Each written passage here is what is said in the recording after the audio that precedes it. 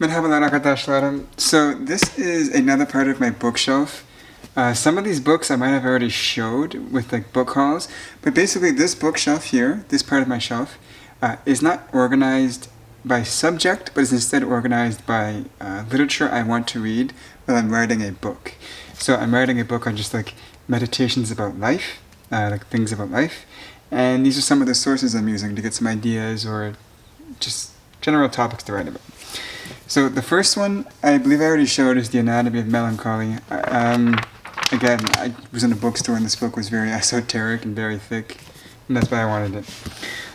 This book, the Prosperity Bible, is a book I saw in a bookstore, and it has a lot of the famous like Napoleon, like writers like Napoleon, Emerson, all those like Think and Grow Rich, all those famous like self-help authors who are a bit more old school.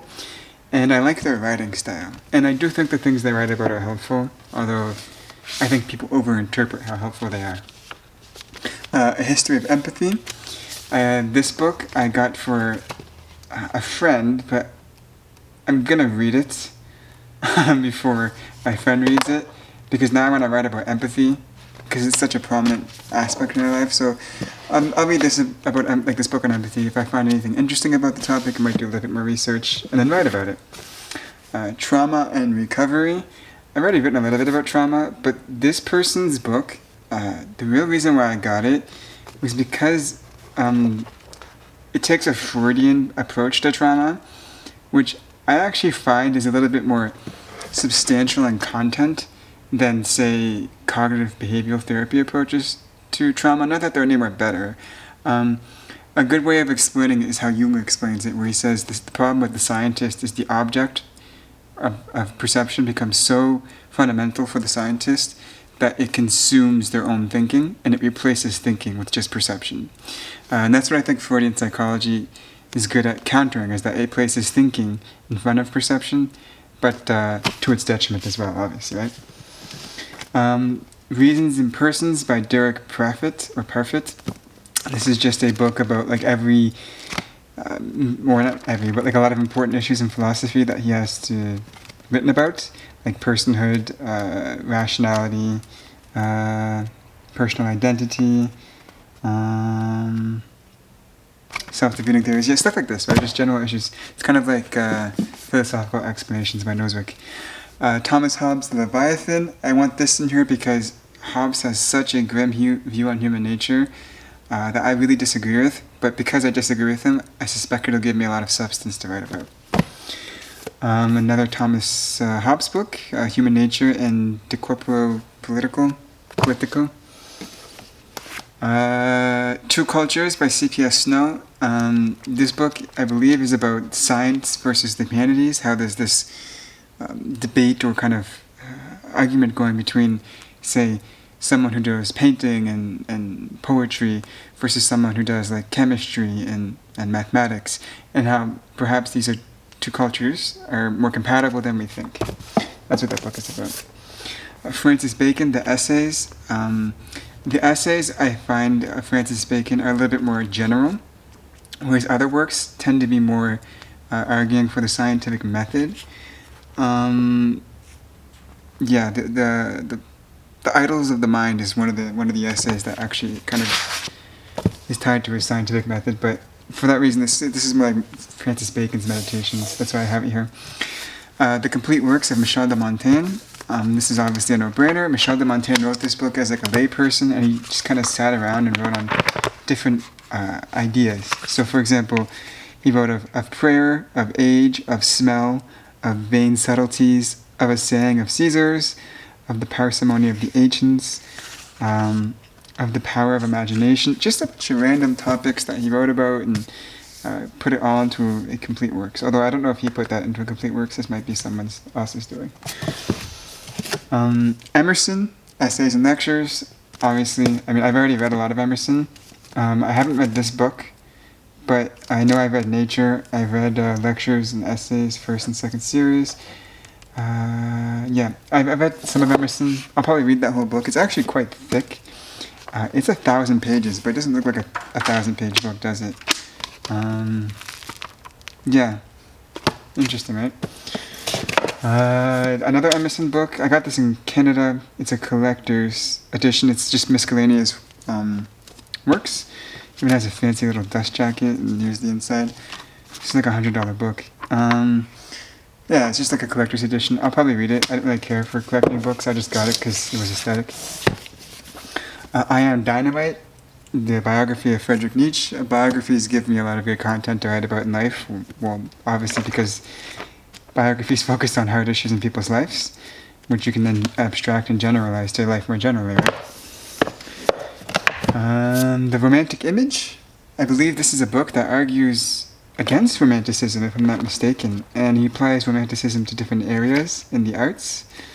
And that's a fascinating topic. I'm sure I'll get a lot from that.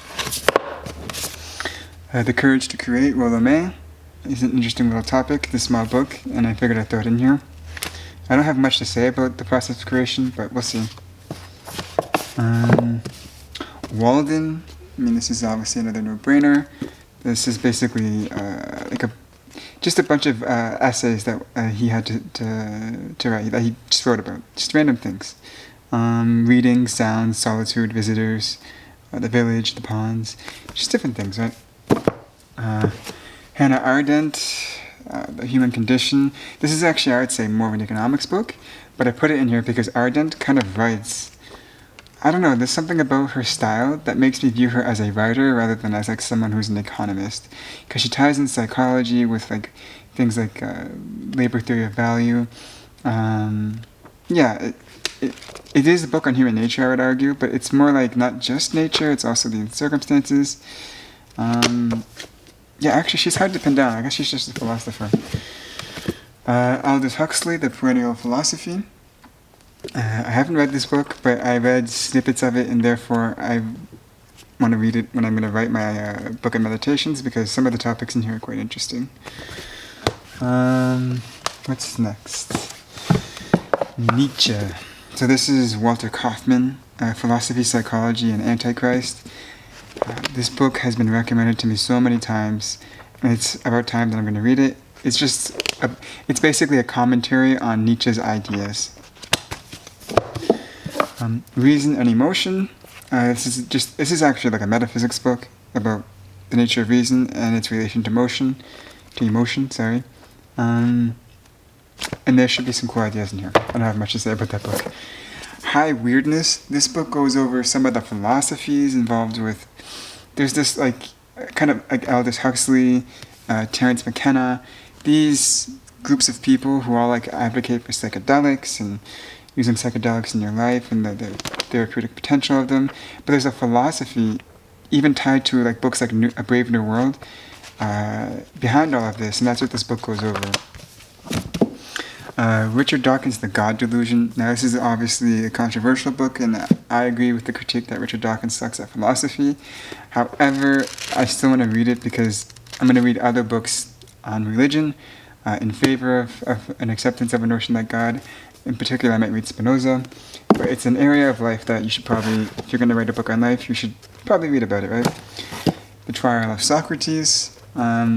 This is also another book I want to read, just because the Trial of Socrates points to something interesting about human societies, right? Alan Watts' Become What You Are.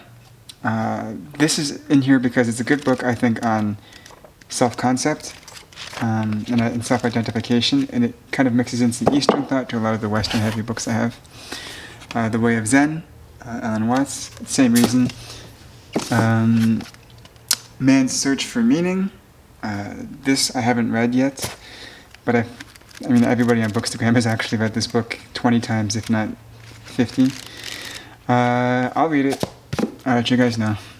Does It Matter by Alan Watts. Again, this is like an Eastern approach to materialism, just throwing an Eastern thought to this list. And the last two books, this is volume 2 of Derek Proffitt's On What Matters, and here is volume 1. These books, again, are just like his other book. They're kind of all over the place about like theories of meaning, purpose in life, self-identity, naturalism and nihilism, non-cognitivism and quasi-realism, just all over the place with philosophy, kind of like his magnum opus. So, that's like my another research shelf, I'll call it, like a book writing research shelf. And my next one I think is Routledge books. But with that being said, tschüss.